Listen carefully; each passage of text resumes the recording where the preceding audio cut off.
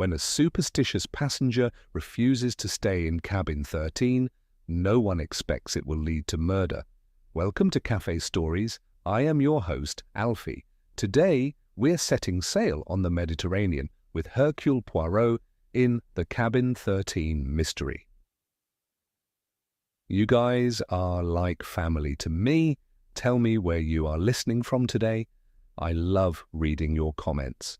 Now, settle in with your favorite drink as we begin this classic Christie-style whodunit. Hercule Poirot and the Cabin 13 Mystery. Chapter 1. A Matter of Superstition. I have often reflected that it is the most trivial of incidents that lead to the most extraordinary of consequences. Had Mr. Jonathan Fraser not been a man of pronounced superstitious tendencies, had the purser been less accommodating, had Poirot and I chosen another vessel for our return to England, well, Colonel Marcus Radley might be alive today. We were 3 days out from Alexandria on the SS Mesopotamia. Poirot had been engaged in a trifling matter at the British Embassy, and I had accompanied him partly to revisit Egypt and partly because my old friend suggested the desert air would benefit my health after a bout of influenza. That afternoon I observed a commotion near the purser's office. A tall gentleman in an expensive suit gesticulated wildly. "I absolutely refuse. I cannot and will not occupy cabin 13. Surely you must have some other accommodation." The purser dabbed at his brow. "I assure you, Mr. Fraser, there is nothing wrong with cabin 13. It is identical to the other first-class cabins. It is not a question of quality, sir, but of number. 13? I am not a man who takes unnecessary risks." I smiled at this display of superstition. "Something amuses you, mon ami?" Poirot appeared beside me, moustaches freshly waxed to perfection. "Just a passenger making a fuss about cabin 13, I explained. "Superstitious nonsense!" Poirot tapped his temple. "Ah, but the superstitions, Hastings, they reveal much about the human mind, n'est-ce pas?" The purser's voice rose again. "Very well, Mr. Fraser, we do have one unoccupied first-class cabin. I can move you to cabin 17. Fraser's shoulders relaxed. "Yes, that would be quite satisfactory." I thought no more of it until dinner. Poirot and I had been assigned to the captain's table with Colonel and Mrs. Radley, Miss Sophia Papadopoulos, and Lady Patricia Westbrook. The Colonel sat ramrod straight, iron-grey hair cropped close, while his wife, at least 20 years his junior, possessed striking beauty. Her eyes darted repeatedly to a young officer at the next table. Miss Papadopoulos had the olive complexion of someone who spent long hours under the Egyptian sun, and Lady Westbrook's ample bosom displayed an impressive collection of jewels. "Just returned from Cairo," the Colonel announced. "The Egyptian government presented me with a token of appreciation for services rendered during the war." "How delightful," murmured Lady Westbrook, adjusting a substantial diamond at her throat. "What form did this token take?" "A ceremonial dagger, ancient design, gold and silver inlay, presented by the minister himself." Miss Papadopoulos's fingers tightened around her water glass. "How fortunate to receive such a treasure." "You must show it to us," said Lady Westbrook. "Perhaps I shall," the Colonel replied. "Though I keep it secure in my cabin, one can't be too careful with valuables at sea." The purser approached and bent to speak quietly to the Colonel about a change in his accommodation. With visible annoyance, the Colonel excused himself. His wife barely acknowledged his departure. When he returned, he brushed at his sleeve. "Apparently I'm being moved to another cabin. Some nonsense about a plumbing issue." "How inconvenient," said Lady Westbrook. "I trust they're providing compensation." "An upgrade, they say. Larger cabin, with a better view." He laughed. "Cabin 13, of all things. Some passenger refused to stay there out of superstition. Load of rubbish, if you ask me. I've faced enemy fire. I'm hardly going to be troubled by a number." I caught Poirot's eye. A familiar gleam had appeared. His little grey cells were engaged. During a lull in conversation, Miss Papadopoulos leaned forward. "You were in the Valley of the Kings, I understand, Colonel?" "Briefly. More of a tourist than a scholar." "Yet you came away with several interesting souvenirs, I believe?" The table fell silent. The Colonel's knife paused mid-cut. "All acquired legitimately, I assure you." "Of course," she said, though her tone suggested otherwise. After dinner, Poirot suggested a turn around the deck. The night had wrapped the ship in velvety darkness. "What did you make of our dinner companions?" he asked. "Interesting mix," I replied. "The Colonel seems decent enough, military type, bit full of himself. His wife is considerably younger, and I'd say not entirely devoted." "And Miss Papadopoulos—" "You observed the exchange? Rather pointed, wasn't it? Something about souvenirs. You think the Colonel might have helped himself to artifacts he shouldn't have?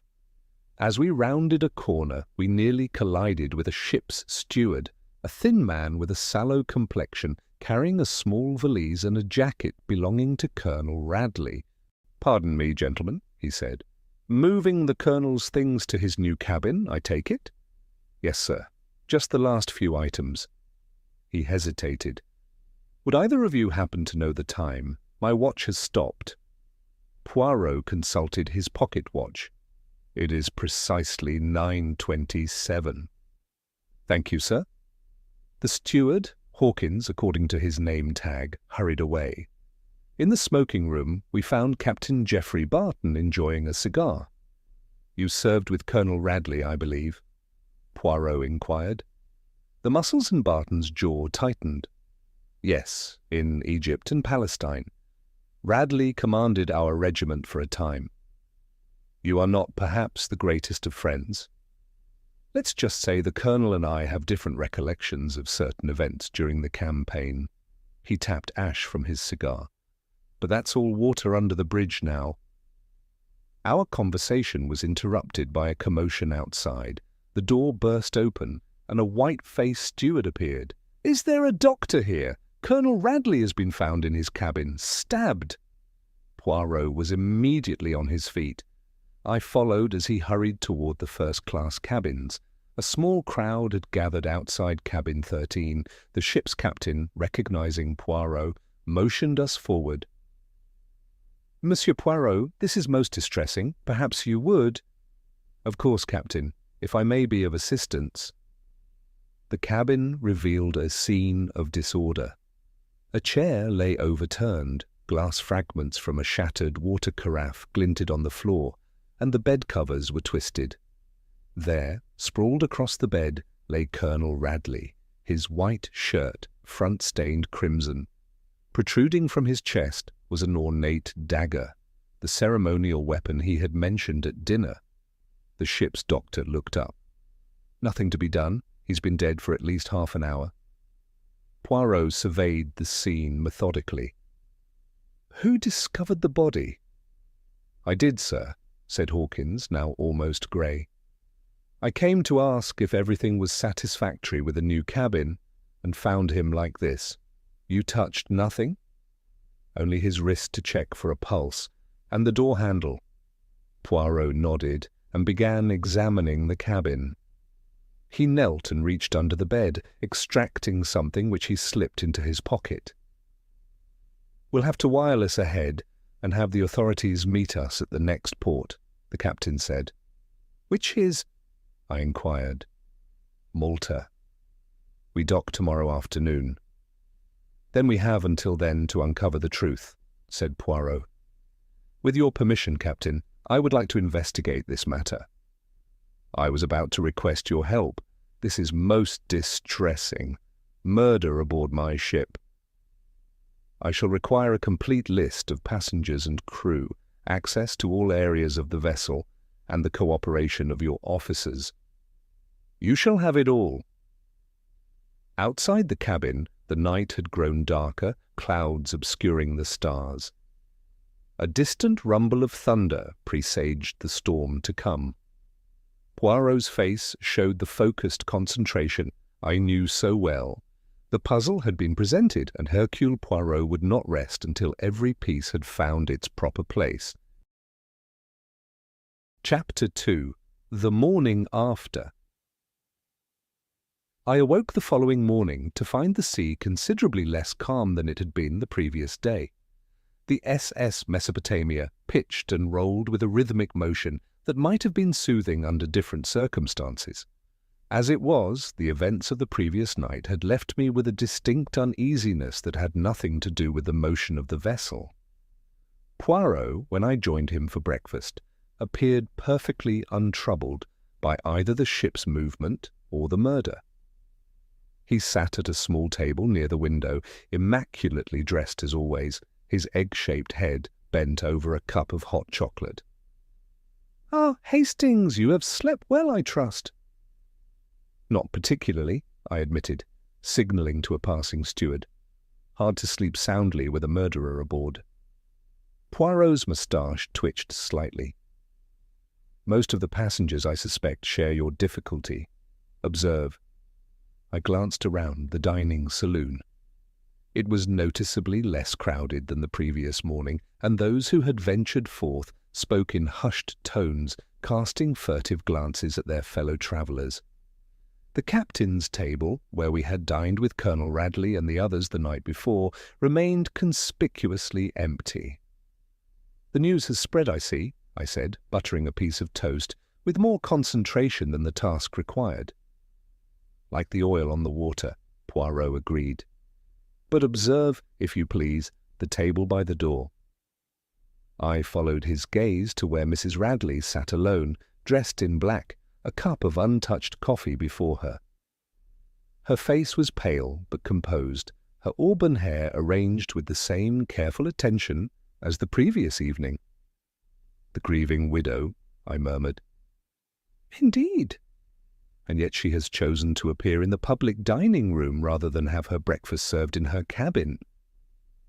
Before I could respond, Miss Lemon appeared at our table.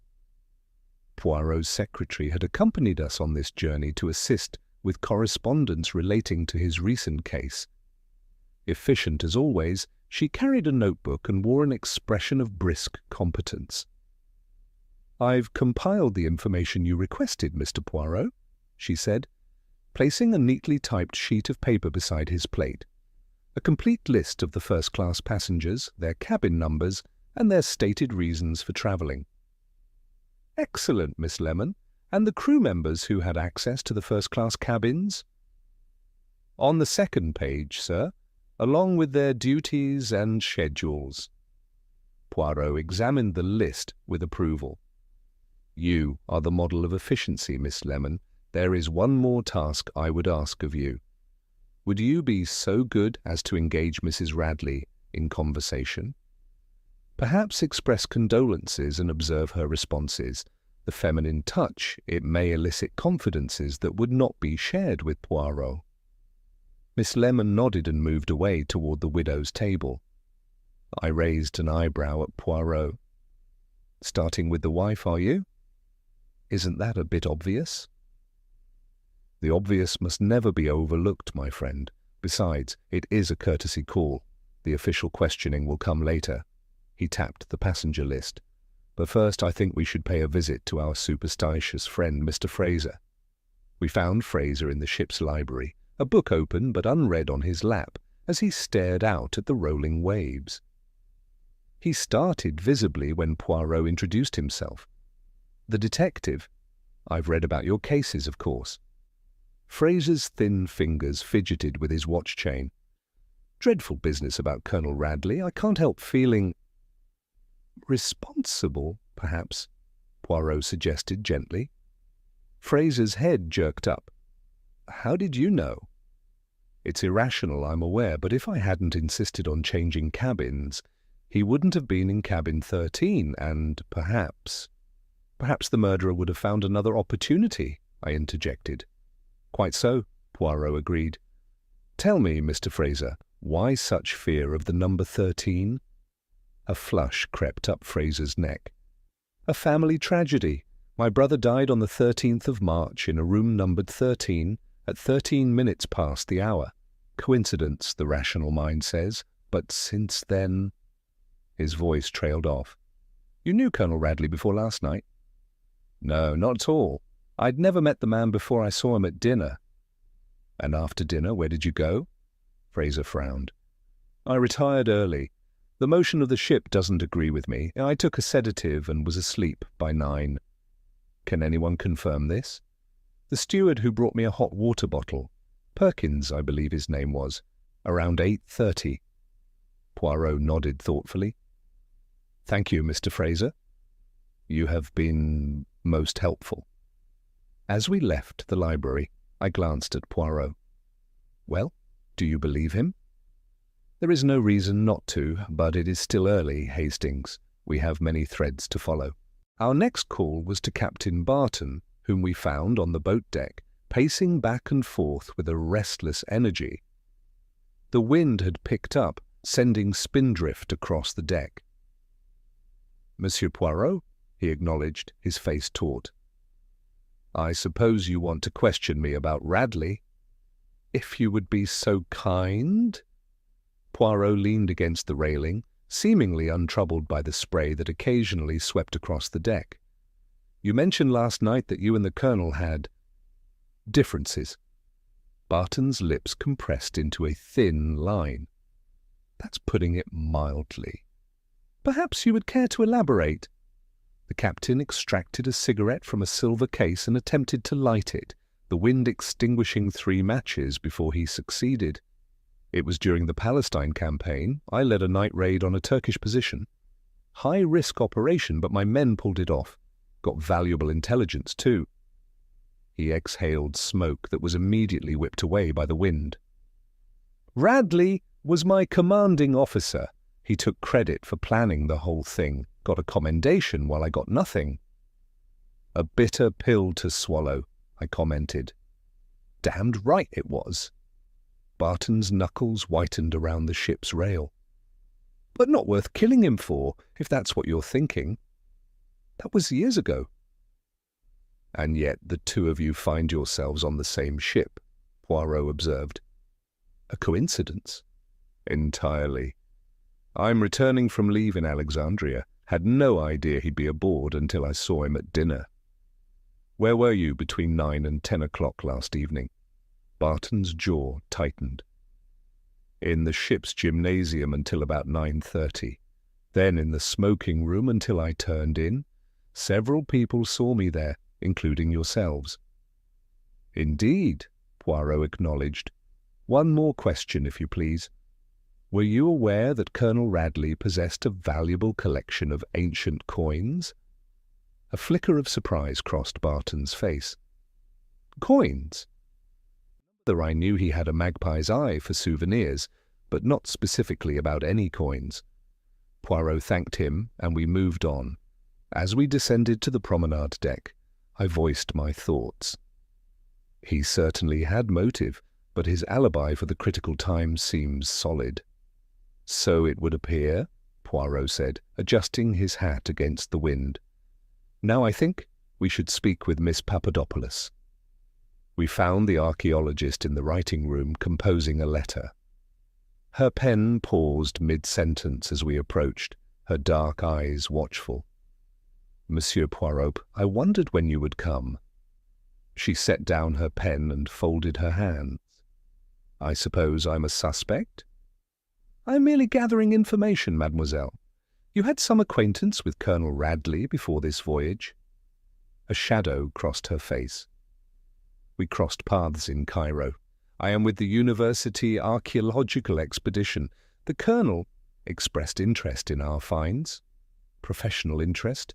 Acquisitive interest. Her fingers drummed once on the table.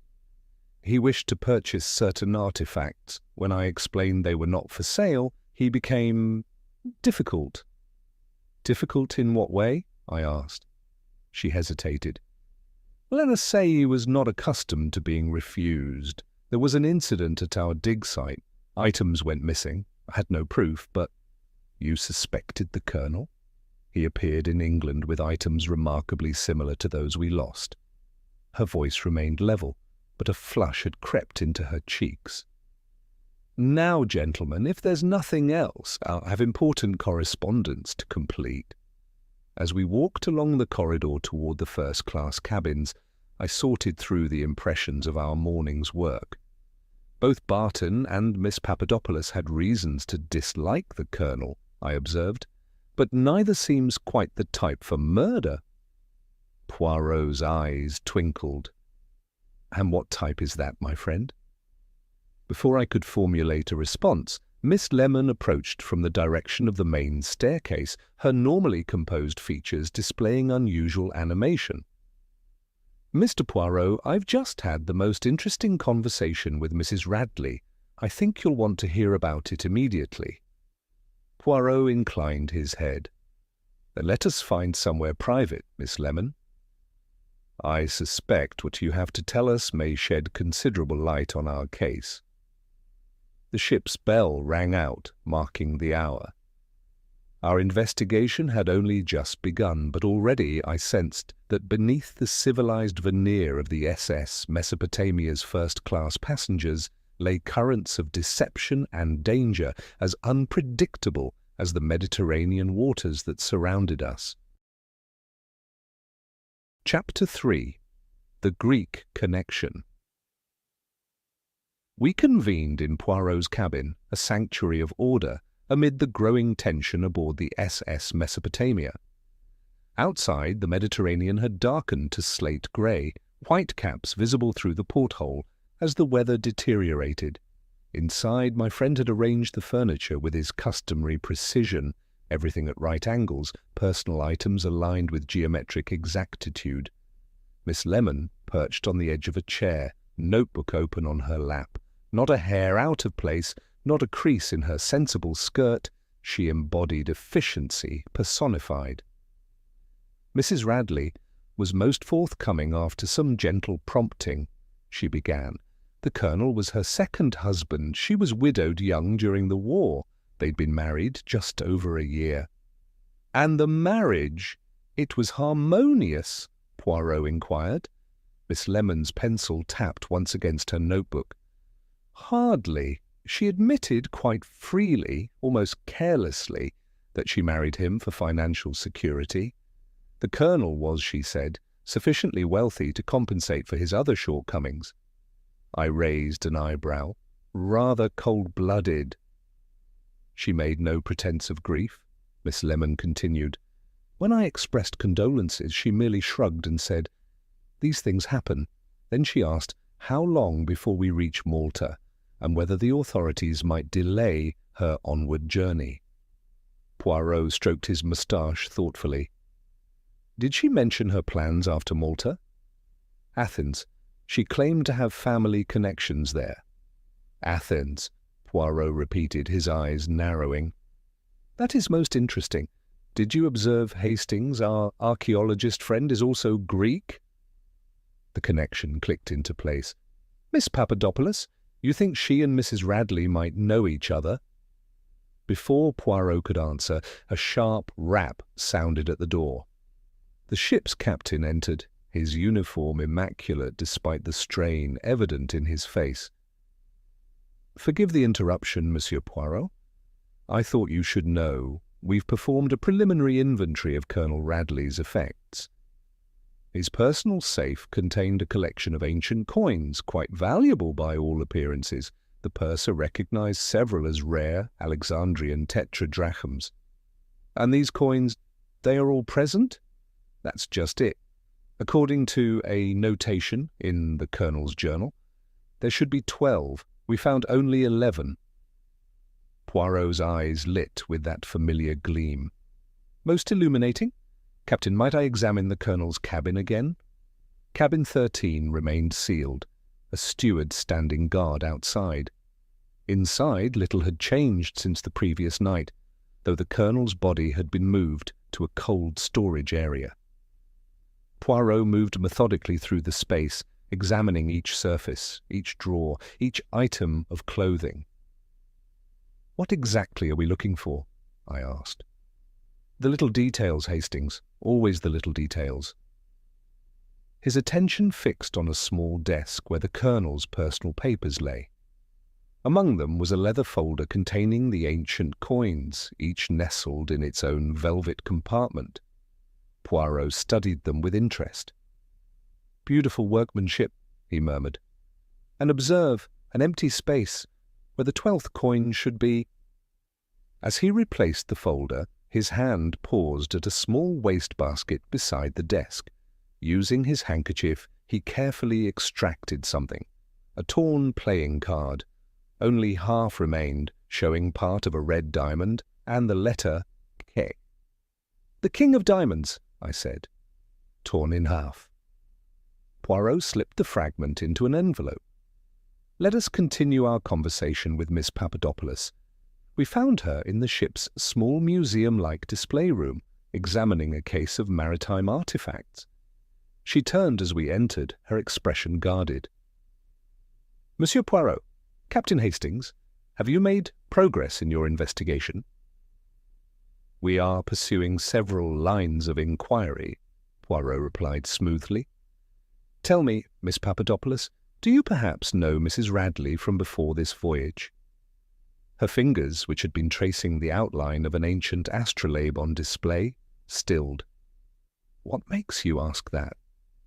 "A professional curiosity." She hesitated, then squared her shoulders. "We've never been formally introduced, but I knew of her.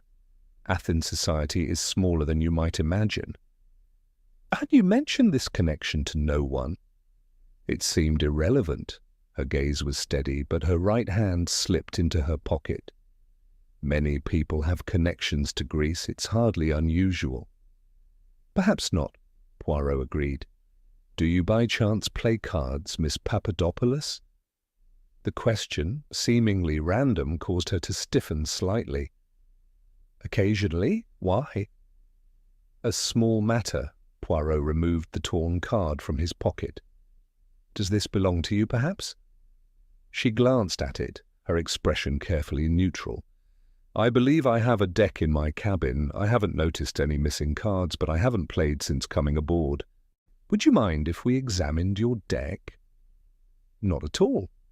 She led us to her cabin, a neat space adorned with several archaeological texts and a small bronze statue of Athena. From a drawer she produced a deck of cards. "Here you are." Poirot spread them across the desk, quickly sorting through. 51 cards, and observe, the King of Diamonds is indeed missing. Miss Papadopoulos frowned. "How strange. I hadn't noticed. And you have no explanation for how half of this card came to be in Colonel Radley's cabin?" "None whatsoever." A flush had crept into her cheeks. "Unless we did meet briefly on deck yesterday afternoon. He was quite persistent in his attentions. Perhaps he took it then, though I can't imagine why." As we left her cabin, I glanced at Poirot. "Do you believe her?" His expression remained inscrutable. "The truth, Hastings, like the ancient artifacts our friend studies, often lies buried under layers of deception. We must continue to dig." The ship's bell rang 3 times, marking the passing hours of our compressed investigation. With Malta approaching, time was running short, and the shadows of suspicion continued to lengthen across the SS Mesopotamia. Chapter 4. Professional Differences. The weather continued to worsen as the afternoon progressed. The SS Mesopotamia pitched and rolled with increasing vigor, sending items sliding across tabletops and passengers clutching at railings. Poirot, who had never been an enthusiastic sailor, maintained a stoic demeanor belied only by a slight greenish tinge to his complexion. "I think, Hastings," he remarked as we made our way carefully along the corridor, "that we should speak once more with Captain Barton. His history with Colonel Radley requires further illumination." We found Barton in the ship's chart room, bent over navigational maps with the first officer. Upon seeing us, he straightened, his face a careful mask of neutrality. Monsieur Poirot, Captain Hastings, what can I do for you? A few more questions, if you would be so kind, Poirot replied. In private, perhaps? The first officer excused himself, leaving us alone amongst the maps and instruments. Outside the windows, the sea heaved against the glass, spray occasionally obscuring the view entirely. This morning, Poirot began, you mentioned a military operation in Palestine for which Colonel Radley claimed undue credit. I would appreciate more details of this incident. Barton's fingers drummed once against the chart table before he stilled them. It was a night reconnaissance behind Turkish lines. High-risk mission. My plan, my men, my neck on the line. We brought back intelligence that changed the course of the entire campaign. And Colonel Radley? He was safely behind the lines the entire time. Barton's jaw tightened, a muscle twitching visibly at the hinge. But in his report to headquarters, he presented the operation as his own strategic initiative. By the time I learned what had happened, he'd received commendation from the general himself. You protested, of course? I tried. His laugh held no humor. My word against his. He was a full colonel, I merely a captain. Besides, he'd been careful. The official orders had his signature, even though the actual planning was mine. Poirot nodded thoughtfully. A heavy burden to carry for so many years. I've made my peace with it. Barton turned to gaze out at the storm. Or tried to. One more question, if I may. The words "a stolen glory," do they have any significance to you? Barton's head snapped around, eyes narrowing. Where did you hear that phrase? It is a matter pertinent to our investigation. The captain's shoulders tensed, then dropped as he exhaled slowly. Yes, they have significance. I confronted Radley before he left the regiment. Told him he'd stolen the glory that rightly belonged to my men. He laughed it off. His voice dropped. I wrote those words in a letter years later when I heard he was publishing his memoirs. Told him if he included my operation in his book, I'd go public with the truth. And did you send this letter? 3 months ago, never got a reply. As we left the chart room, the ship lurched suddenly. Poirot clutched at a handrail, his face momentarily betraying his discomfort. Perhaps, mon ami, he suggested, we might continue our investigation somewhere more stable. We made our way to the smoking room, which was largely deserted due to the worsening conditions. Settling into comfortable leather chairs, I voiced my thoughts. Barton certainly had motive. Stolen glory that connects directly to the threatening note mentioned by the steward. Indeed, Poirot agreed. Though consider this. If Captain Barton wished to murder Colonel Radley, why choose this particular moment? Why not years ago when the wound was fresh? Before I could respond, a steward approached with a silver tray. Message for Monsieur Poirot, he announced, presenting a folded note. Poirot read it quickly. The captain requests our presence. The ship's officers have conducted a search of the passengers' cabins and have found something of interest. We found the captain in Barton's cabin along with the first officer and a visibly agitated Barton himself. This is outrageous, Barton was saying as we entered. I demand to know on what grounds you searched my belongings. The captain turned to us. Monsieur Poirot, we've been conducting routine security searches in light of the murder. In Captain Barton's cabin we found this. He held up a sheet of notepaper.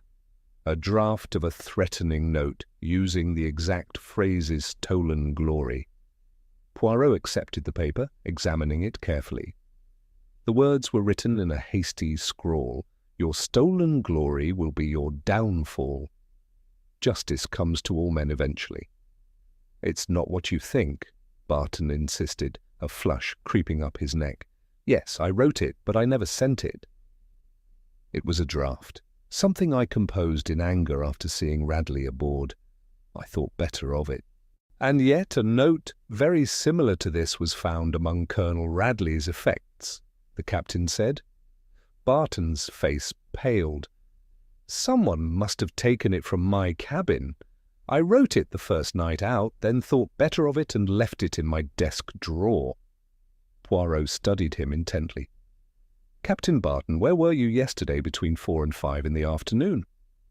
"In the ship's gymnasium, then on deck for some air. Why?" "Can anyone confirm this?" Barton hesitated. "The gymnasium attendant saw me. As for the deck, I walked alone." The captain frowned. "That's precisely when the steward noticed someone leaving the vicinity of what would later become Colonel Radley's cabin."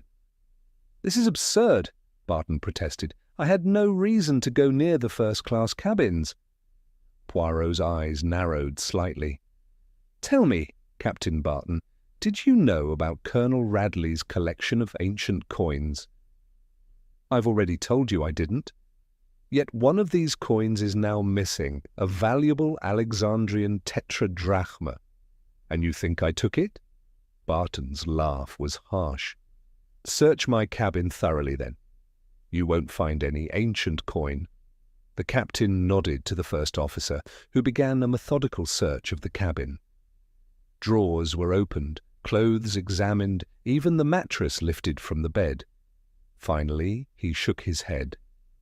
"Nothing, sir." A slight frown crossed Poirot's face. "Most curious." As we left Barton's cabin, I glanced at Poirot. "You seem disappointed." "Not disappointed, Hastings, intrigued. The pieces of our puzzle refuse to fit neatly together, and that, my friend, often indicates that we are looking at the wrong picture entirely." The ship's officer at the end of the corridor saluted crisply. "Monsieur Poirot, the captain asked me to inform you that we will be arriving at Malta within 2 hours. The local police have been notified and will board immediately upon docking." Poirot nodded his acknowledgement. Time was running short, and yet I sensed that the true solution to the mystery of Cabin 13 remained tantalizingly beyond our grasp. Chapter 5. Service and Secrets.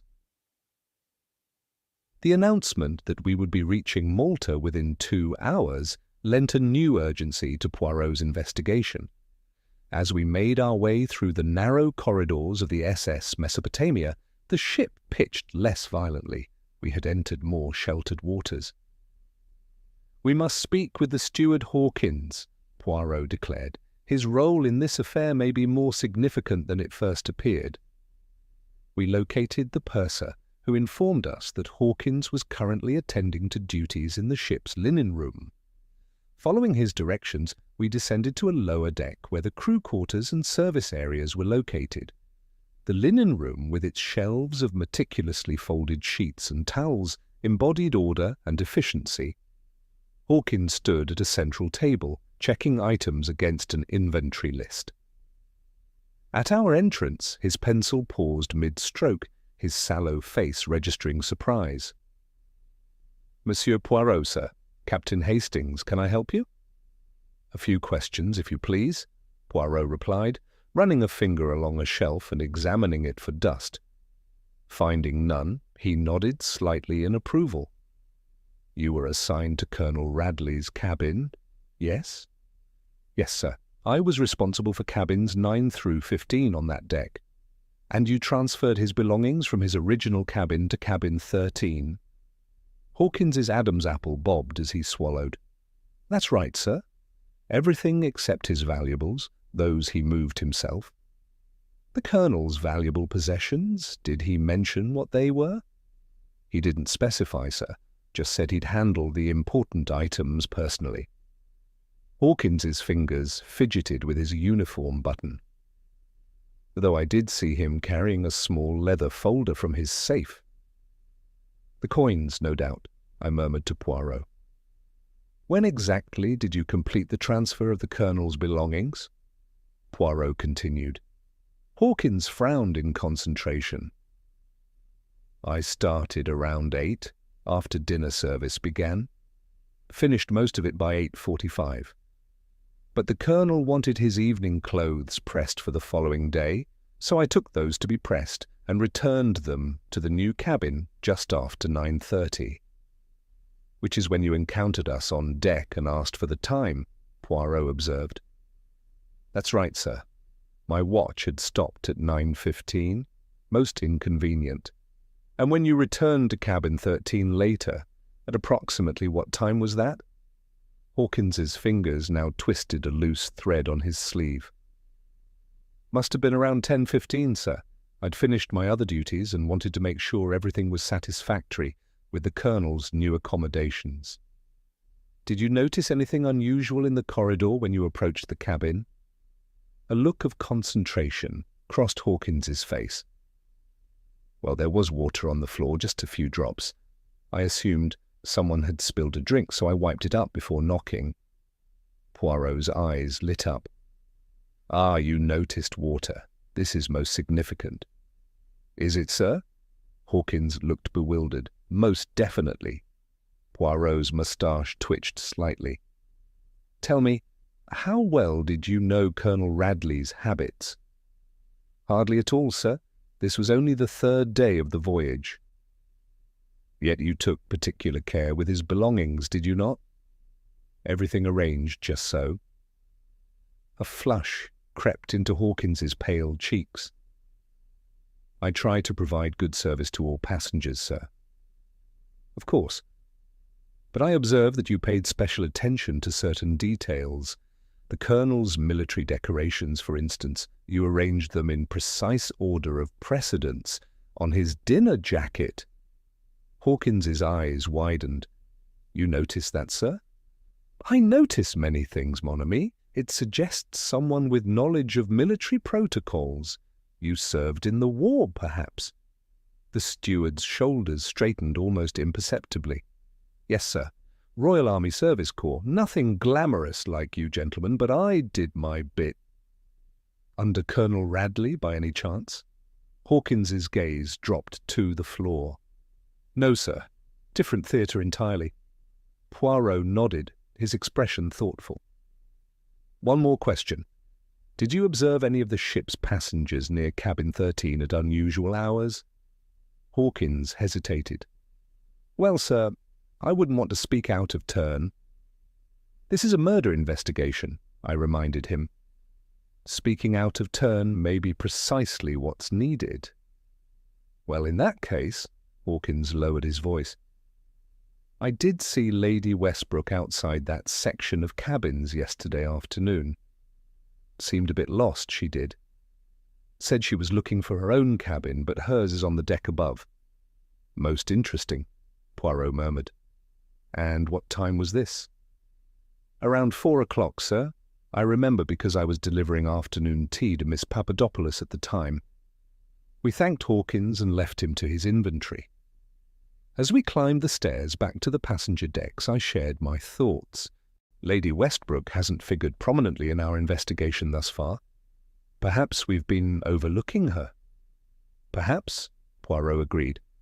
"Though one must ask why the aristocratic Lady Westbrook would murder a man she had only just met."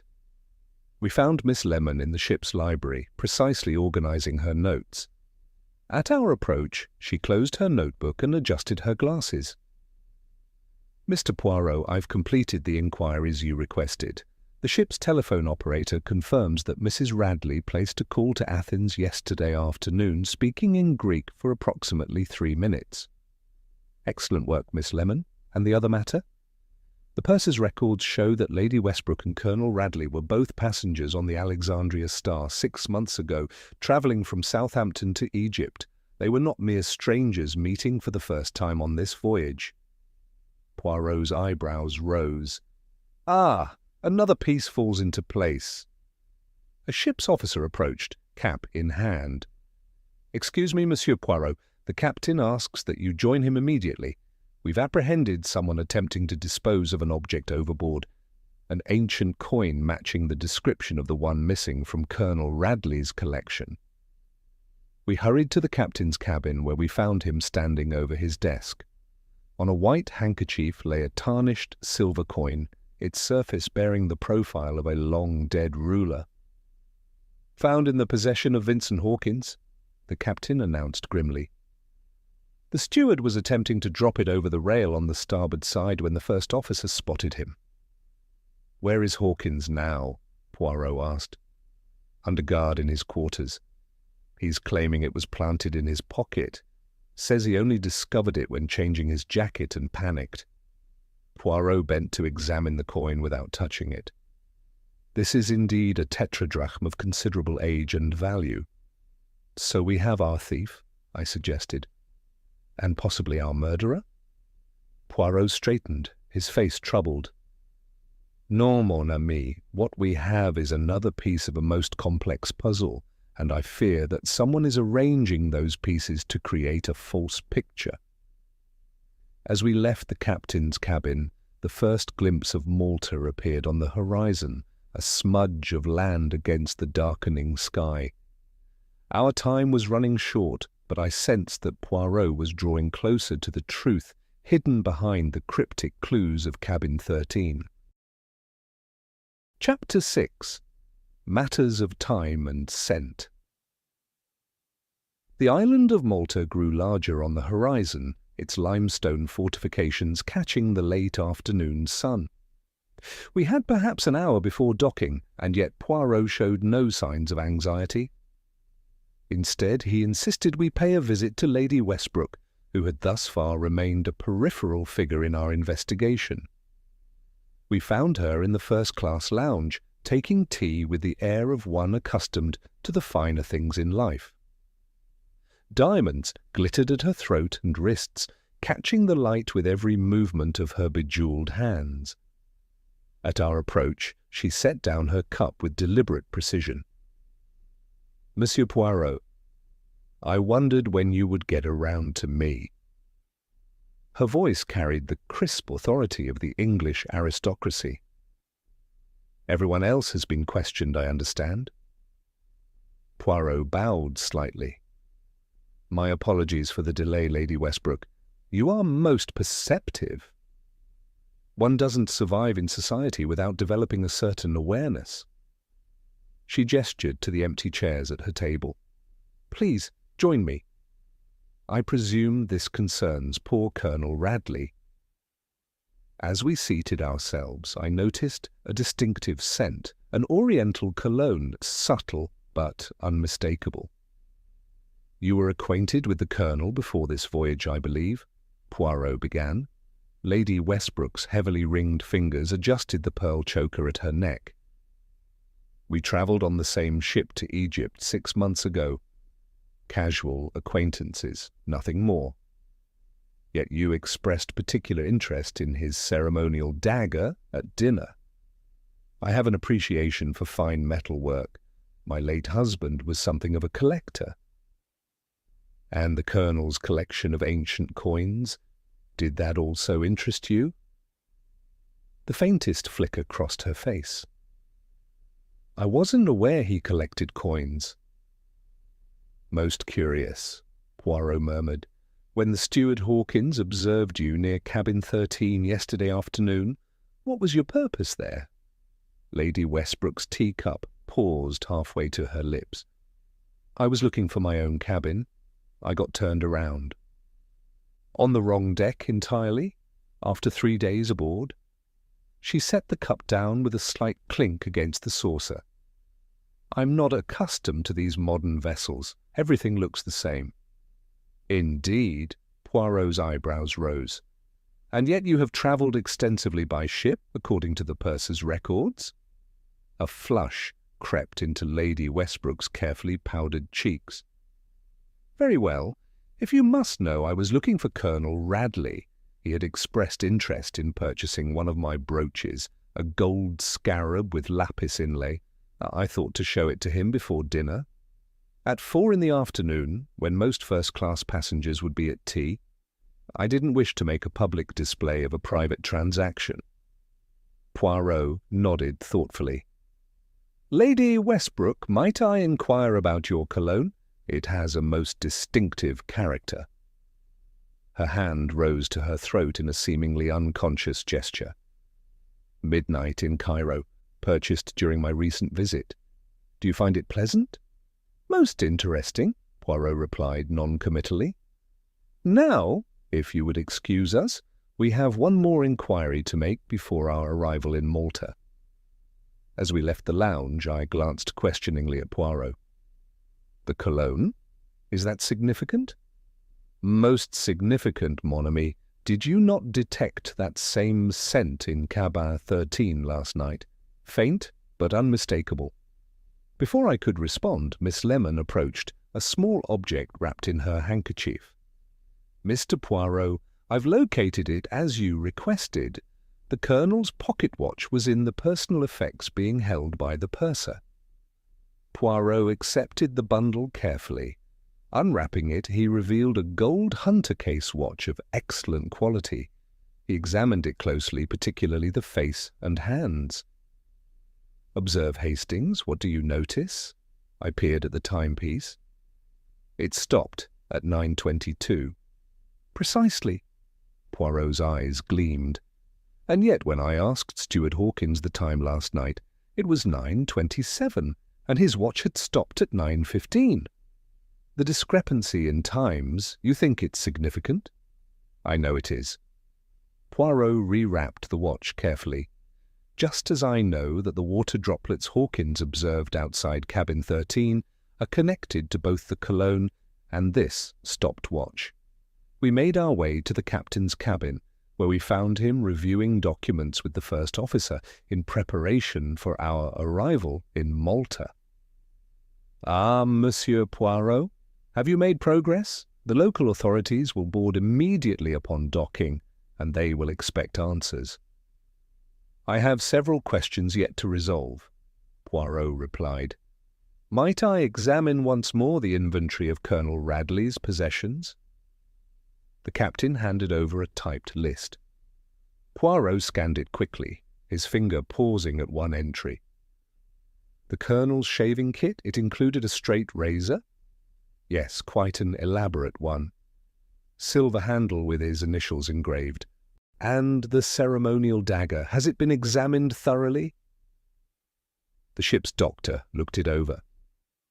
Death was caused by a single thrust to the heart. The dagger penetrated between the ribs with considerable force. "Were there fingerprints?" The captain shook his head. "None usable. The handle was wiped clean." Poirot nodded thoughtfully.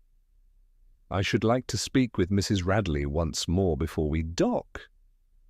We found the Colonel's widow in her cabin, packing her belongings with methodical efficiency. Unlike many of the first-class cabins, which overflowed with personal items, hers was Spartanly neat. "Madame," Poirot began, "I apologize for the intrusion, but time grows short." "I assume the Maltese police will want to question me?" She folded a blouse with precise movements. "I've nothing to hide, Monsieur Poirot." "Then perhaps you can explain why you called Athens yesterday, speaking in Greek?" Her hands stilled momentarily. "I was confirming arrangements with family friends. I told you I have connections there." "And your relationship with Miss Papadopoulos?" Mrs. Radley's eyes narrowed slightly. "I have no relationship with her. We've barely spoken. Yet you both speak Greek and have connections to Athens." "Greece is hardly a large country, Monsieur Poirot. Coincidences happen." "Indeed they do. One final question, if I may. The key to Colonel Radley's cabin, did he keep it with him at all times?" She frowned. "I wouldn't know. Such mundane details were my husband's concern, not mine." As we left her cabin, the ship's engines changed their pitch. We were approaching the harbour. "Poirot," I said urgently, "we're nearly at Malta. Shouldn't you be preparing to present your conclusions to the authorities?" His expression was serene. "All in good time, mon ami. There is one more test I must conduct. Fetch Miss Lemon and meet me in cabin 13 in 10 minutes. When I arrived with Miss Lemon at the appointed time, we found Poirot examining the cabin's washstand with minute attention. "Ah, you're here. Good." He straightened, adjusting his bow tie. "I have arranged for all of our suspects to gather in the main lounge at 6 o'clock. There, I shall reveal the truth behind the murder of Colonel Radley."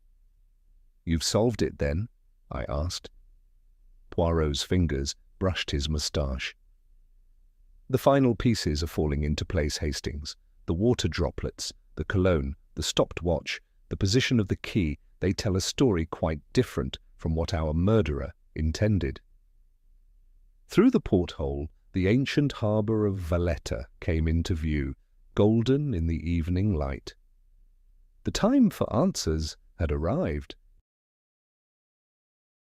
Chapter 7. The Widow's Tears. The main lounge of the SS Mesopotamia had been transformed from a place of leisure to one of tension. Outside the windows, the harbour of Valletta glowed golden in the evening light as the ship manoeuvred toward its berth. Inside, the ship's officers had assembled our suspects as requested: Mrs. Radley, Captain Barton, Miss Papadopoulos, Lady Westbrook, and the steward Hawkins, who was flanked by 2 crew members serving as guards. The captain addressed Poirot with barely concealed impatience. "We'll be docking in 20 minutes, Monsieur Poirot. The Maltese authorities will board immediately. I hope you have something concrete to tell them." "Rest assured, Captain, I do." Poirot surveyed the assembled group, his green eyes sharp and penetrating. "Before I explain the events surrounding Colonel Radley's death, I must confirm one final detail." He turned to Mrs. Radley, who sat with perfect posture, her black mourning clothes immaculate. "Madame, when did you last see your husband alive?" Mrs. Radley's gloved fingers smoothed an invisible crease in her skirt. "At dinner, naturally. I retired to my cabin with a headache while he went to the smoking room." "You did not visit him in cabin 13 later that evening?" "Certainly not." Her voice remained steady, but I noticed a slight tension around her eyes. "As I told you, I had a headache. I took a powder and went to bed early." "I see." Poirot turned abruptly to the steward. "Mr. Hawkins, the cabin key, when you found the Colonel's body, where precisely was the key to cabin 13? Hawkins blinked, caught off guard by the question. "Why, on the bedside table, sir.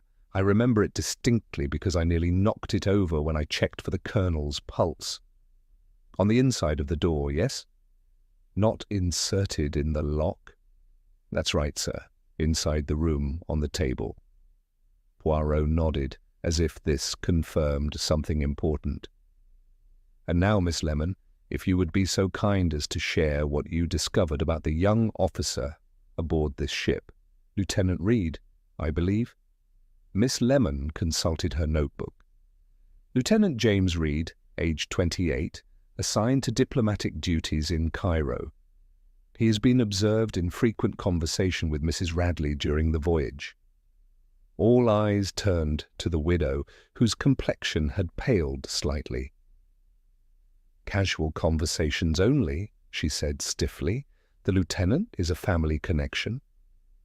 "A family connection," Poirot repeated thoughtfully. "Yet the steward who attends the deck chairs reports that on the first day of the voyage, before you knew you were being observed, you and the lieutenant were engaged in what appeared to be a most intimate conversation. Your hands touched. Words of affection were exchanged." Mrs. Radley's composure cracked slightly. "What exactly are you implying, Monsieur Poirot?" "For the moment, nothing. I merely establish facts." Poirot's attention shifted to Miss Papadopoulos. "The torn playing card found in Colonel Radley's cabin, you claimed it might have been taken during a brief encounter on deck. Yet the card was torn precisely in half. An odd souvenir, would you not agree?" The archaeologist's dark eyes met his steadily. "I cannot explain the Colonel's actions." "Perhaps not. But can you explain why, when I examined the desk in your cabin, I found traces of the same adhesive used in the conservation of ancient artifacts, traces that match exactly the residue found on the missing coin discovered in Steward Hawkins's possession?" Miss Papadopoulos's shoulders stiffened. I work with such materials daily. It proves nothing. In isolation, perhaps not. Poirot turned to address the entire room. Ladies and gentlemen, the murder of Colonel Radley was not a simple crime of opportunity or passion. It was a carefully orchestrated performance designed to disguise its true nature and purpose. The ship's engines slowed as we entered the final approach to the dock. Through the windows, I could see harbour officials gathering on the quay. The Colonel was not killed at the time we were led to believe, Poirot continued. The stopped watch, showing 9:22, was altered deliberately.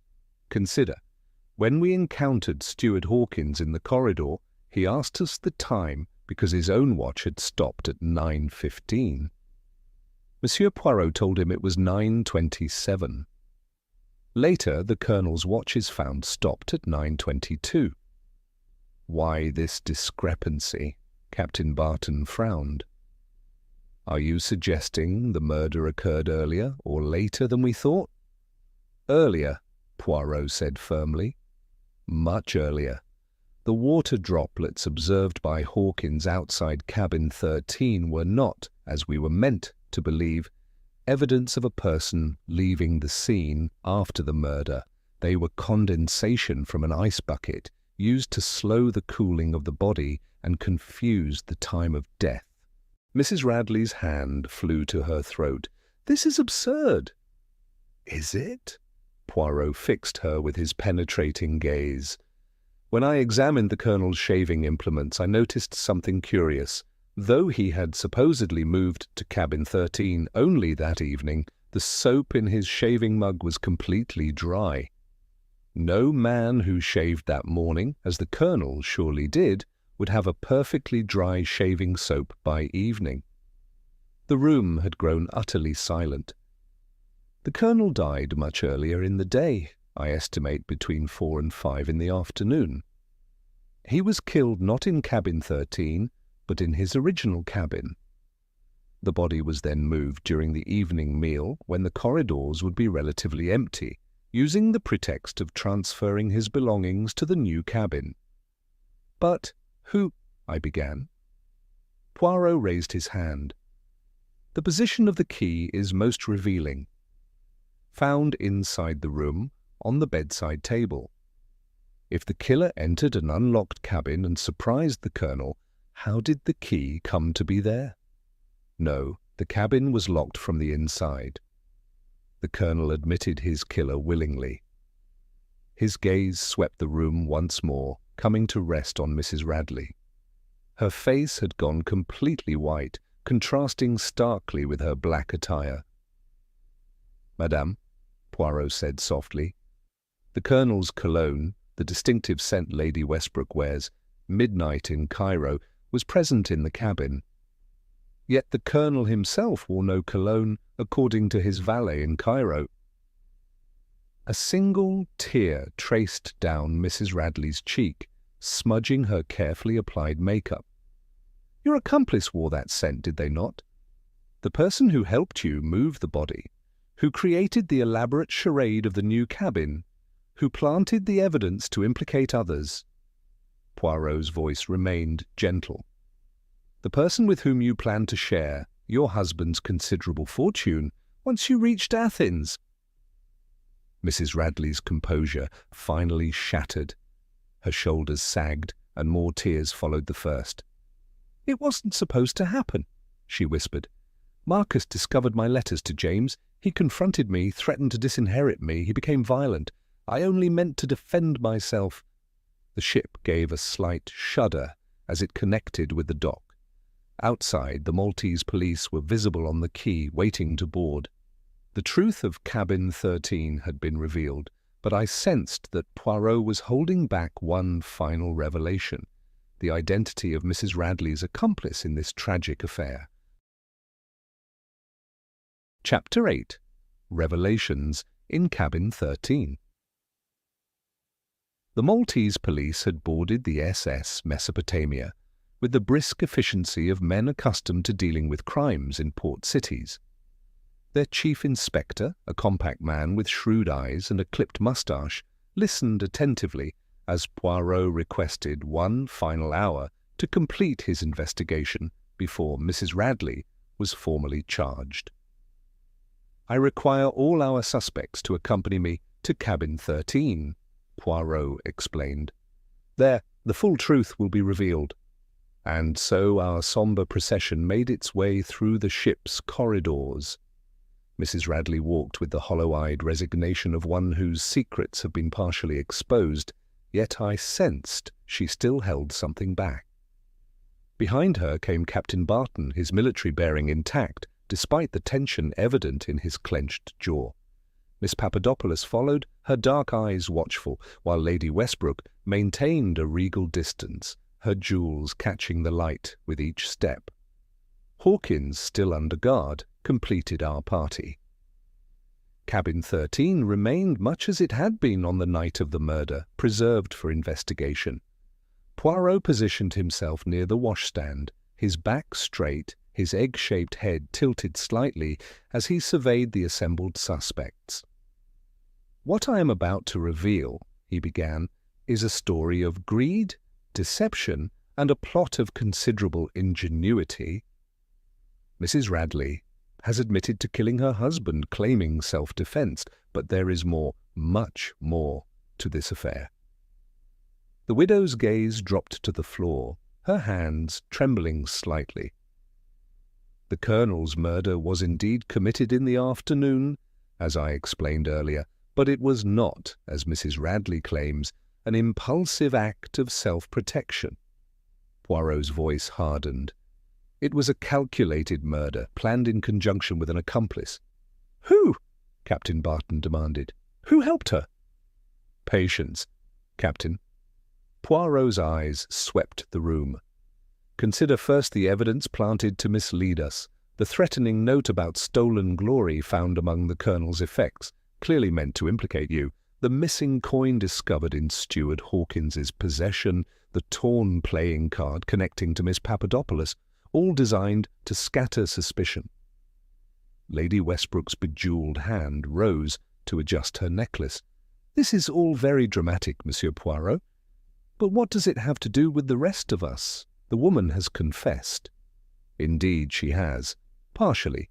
But observe, Mrs. Radley claimed her husband became violent when he discovered her relationship with Lieutenant Reed. Yet the Colonel's body showed no signs of struggle beyond the fatal wound. His hands bore no defensive marks, his knuckles no bruising consistent with striking his wife." Mrs. Radley's head snapped up. "I never said he struck me. He threatened to—" "Ah, but you implied it." Poirot's finger wagged gently. "Just as you implied that Lieutenant Reed was your lover and accomplice." He turned suddenly toward Lady Westbrook. "A clever misdirection, was it not, madame?" The aristocrat's face drained of colour. "I don't know what you mean." "The cologne, Lady Westbrook, midnight in Cairo. Most distinctive, present in the Colonel's cabin, yet he wore no cologne. Lieutenant Reed, when I discreetly inquired, favours a completely different scent. But you, madame, you wear it constantly." The room had gone utterly still. "I examined the Colonel's safe after his belongings were transferred," Poirot continued. "Inside was a small notebook recording his antiquities transactions. The most recent entry mentioned acquiring a scarab brooch with lapis inlay from P.W., with a substantial sum noted. Your initials, Lady Westbrook, Patricia Westbrook." The aristocrat's composure cracked. "That proves nothing. We had a business transaction, nothing more." "Perhaps. But when I asked about the Colonel's coin collection, you claimed to know nothing of it. Yet the transactions notebook clearly shows you sold him 3 of those coins during your previous voyage together. Why lie about such a detail?" Lady Westbrook's face had become a mask of rigid control. Mrs. Radley watched her with growing horror. "Patricia, tell them they're wrong," she whispered. "The plan was simple, but effective," Poirot said, his voice cutting through the tension. Lady Westbrook and Mrs. Radley met 6 months ago during the Colonel's previous voyage. They formed an alliance, business at first, then personal. The Colonel's fortune would be shared between them after his convenient death. He moved to the bedside table. The position of the key tells us much, left inside on the table. Only someone with their own key could have locked the cabin from outside afterward. Only a spouse would naturally possess such a key. The police inspector stepped forward. "You're saying these women conspired together?" "Precisely. Mrs. Radley lured her husband to his original cabin that afternoon, where Lady Westbrook was waiting. Together they killed him using his own ceremonial dagger. They then carefully planted evidence implicating others before moving the body to cabin 13 during dinner, when the corridors would be relatively empty." Lady Westbrook's aristocratic reserve finally shattered. "It was her idea, all of it." She pointed a trembling finger at Mrs. Radley. "She said he was cruel to her, that he deserved to die. She promised we would go to Greece together with his money." "Patricia!" Mrs. Radley's face contorted with betrayal. "You swore you'd never—" "And you swore the plan was foolproof." Lady Westbrook's voice rose hysterically. "You said no one would suspect us." "No one would have," Poirot interjected quietly, "had it not been for the water droplets outside the cabin, melted ice used to slow the body's cooling. Had it not been for the discrepancy in the watches. Had it not been for the dry shaving soap and the distinctive cologne." In a movement so sudden it startled us all, Lady Westbrook lunged toward the washstand, seizing the Colonel's straight razor that Poirot had deliberately left there. Her face transformed into a mask of desperate fury as she slashed wildly at Poirot. I moved without thinking, throwing myself forward to protect my friend. A searing pain across my forearm told me I'd intercepted the blade. Captain Barton and the police officers surged forward, subduing Lady Westbrook as she screamed accusations at her former accomplice. "It's over," Poirot said softly, as the police led the 2 women away. He examined my arm with concern. "You are injured, mon ami." "Just a cut," I assured him, though blood seeped through my sleeve. "Nothing compared to what might have happened." The inspector shook his head in amazement. "How did you know it was the 2 of them together?" "The little grey cells, they never fail," Poirot replied, his customary modesty momentarily abandoned. And perhaps, in the end, it was fitting that the truth should finally emerge in cabin 13, the number so feared by Monsieur Fraser for its associations with misfortune. As a doctor attended to my wound, I reflected that superstition had indeed played its part in this tragic affair. Had Mr. Fraser not refused cabin 13, had the Colonel not been moved there, perhaps the carefully orchestrated murder might have escaped detection. 13, the number of bad luck.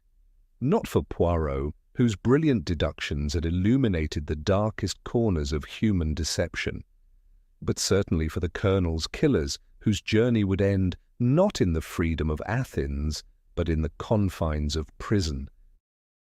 Thank you for joining me on Café Stories for the Cabin 13 mystery. If you enjoyed Poirot's Mediterranean adventure, please hit the like button and subscribe for more classic detective tales. Until next time, I'm Alfie, reminding you that sometimes the most ordinary numbers can lead to the most extraordinary crimes.